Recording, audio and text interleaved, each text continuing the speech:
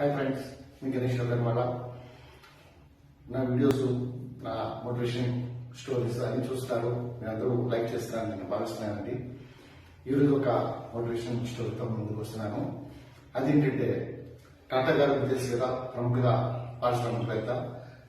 ఆయన స్నేహితుడు ఒకసారి తన దగ్గరకు వచ్చి, నాకు పెన్నులు పోగొట్టుకునే అలవాటు ఉంది, దానివల్ల మళ్ళీ కొత్త పెన్నులు కొనుక్కోవడం, మళ్ళీ నేను ఈ విధంగా నాకు ఒక చెడు అలవాటు ఉండడం వల్ల అది అలవాటు తప్పించుకోలేకపోతున్నాను అని చెప్పి అంటాడు.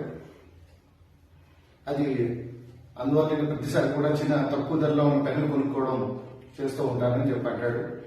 సో దానికి టాటా గారు ఉంటాయంటారు, నేను చెప్పిన సలహా పాటించు, తప్పకుండా మీకు ప్రాబ్లం సాల్వ్ అవుతుంది అంటాడు. ఏమిటని అడిగితే, నువ్వు ఒక బంగారు పెన్ను, కాస్ట్లీ బంగారు పెన్ను ఒకటి కొనుక్కుని పెట్టుకో అని చెప్పి అంటాడు. పెట్టుకున్న తర్వాత సరే అని చెప్పేసి ఆయన బంగారు పెన్ను కొనుక్కుని పెట్టుకుంటాడు. తర్వాత ఒక 6 నెలల తర్వాత మళ్ళీ టాటా గారు సడన్ గా ఆయన కలవడం. ఆ టైంలో టాటా గారు అడిగారు, నీ పెన్నులో మిస్టేక్ అవుతున్నాయన్నావు కదా, దానికి ఎంతవరకు వచ్చింది, దాంట్లో ఏమన్నా అభివృద్ధి ఉందా లేదా, నీ పెన్నులు పోతున్నాయి కానీ అని అడిగాడు.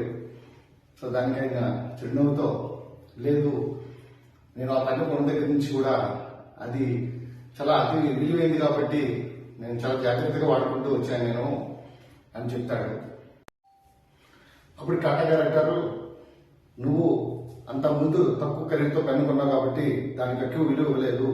ఎవరైనా సరే ఎక్కడైతే విలువిస్తామో దానికి ఎక్కువ ఇంపార్టెన్స్ ఇస్తామో, సో నువ్వు కొత్త పెన్ను కొని బంగారు పెన్ను కొనుక్కున్న తర్వాత నీ అలవాటు ఏమైనా తగ్గిపోయింది అని చెప్తాడు. సో ఫ్రెండ్స్, ప్రతి ఒక్కరు కూడా ఎక్కడైనా సరే మనం ఆరోగ్యానికి దృష్టి పెట్టుకున్నామంటే, ఆరోగ్యం విలువ ఇచ్చామంటే దాని అర్థం మన ఫుడ్ కంట్రోలింగ్ లో మనం తింటాము. అట్లాగే మన ఫ్రెండ్స్తో మనం విలువ ఇచ్చాము అంటే వాళ్ళ గౌరవం ఎప్పుడు ఇస్తూ ఉంటాము. అలాగే మంచి బంధువులు, చుట్టాలు, వీళ్ళందరితో కూడా మనం ఎప్పుడైతే విలువ అనుకుంటామో వాళ్ళతో బాంధవ్యాలు కంటిన్యూ చేస్తాము. Thank you very much.